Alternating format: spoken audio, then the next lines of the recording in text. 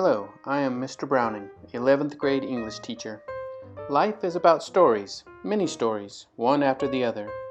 I want to tell you one of mine, about COVID-19 and its consequences in my life. No, not with many words, full of imagery or metaphors. Rather, my story flows from carved wood, shaped wire, and sculpted words. In March, I knew COVID-19 was causing me to feel and react deeply, but I could not express them with sentences and paragraphs or even shared moments with loved ones. Not yet, at least. I had instead a thought, a shape formed with wood. That construct was not symmetrical or practical. Instead, my thought, much like my emotions, was misshapened, yet strangely smoothed, curved into impossible angles and planes.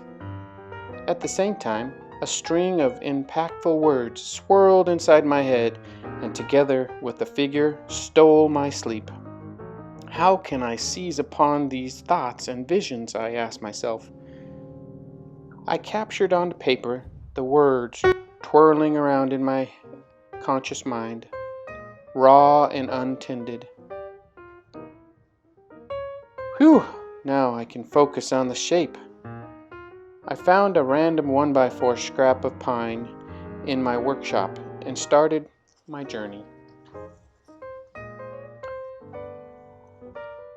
I first used a coping saw to lop off the extra wood from the edges, and then I drilled numerous holes to make the opening in the middle, all made more difficult by my lack of vise to hold it secure.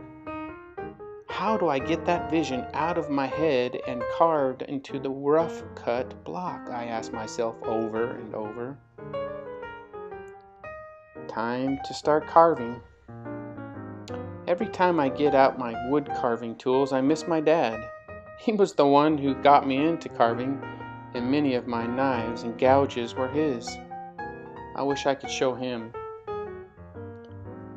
So my journey of creation took me many hours of shaping and thinking, cutting and gouging to make curved, unreasonable twists, melding from one plane to the next.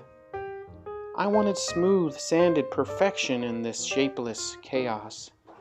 So I ground piece after piece of various grit sandpaper over each surface. Finally, close to my imagined conception, I sealed it with the walnut oil and watched the dark grain bands pop in contrast.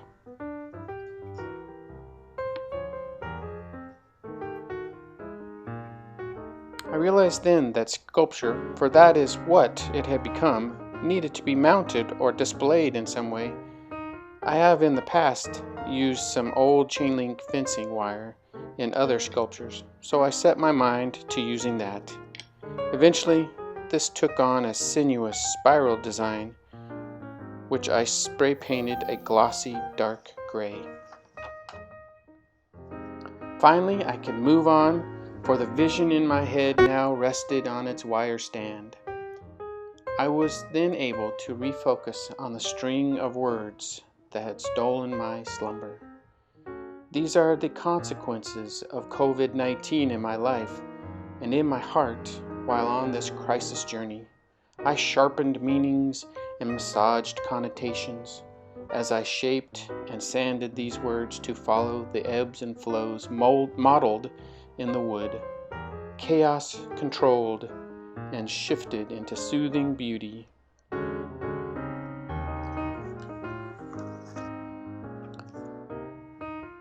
Here's this poem.